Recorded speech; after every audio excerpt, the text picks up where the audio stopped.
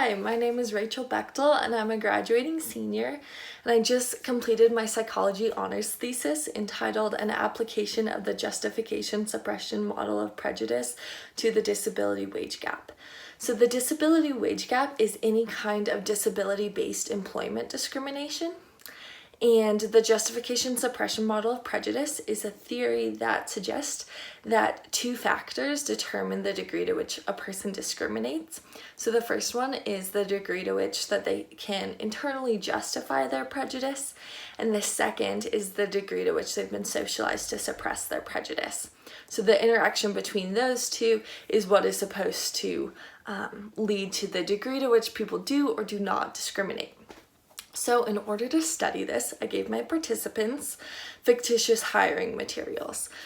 For this part of my study, my participants were Carroll College students, but I have another part of my study in which I'm using Montana employers. So I give them fictitious hiring materials for candidates that are applying for jobs in the field of accounting.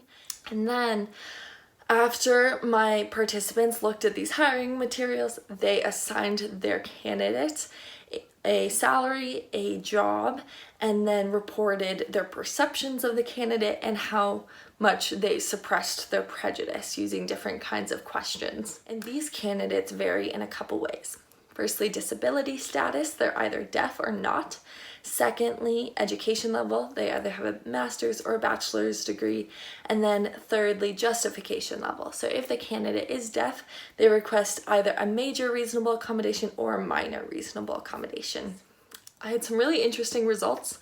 First of all of my disabled candidates, no matter their education level, were perceived more negatively overall than their non-disabled counterparts, which is really showing that disability itself may be having a negative effect on perceptions.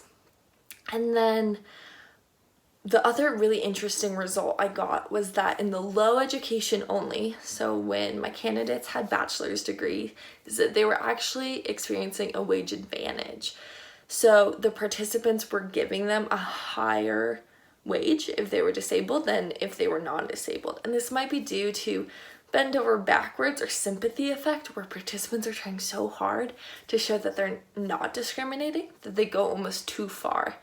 This may also be due to the fact that this was a theoretical study, and so they really had nothing to lose. There was no finite budget they were working with. Overall, I think it's just a really unique experience to be able to be a part of a project from the ground up. And I'm just really thankful that I get to walk away from my undergraduate with a final product and having actually applied all of these skills that I've learned to something I really care about. So yeah, thank you.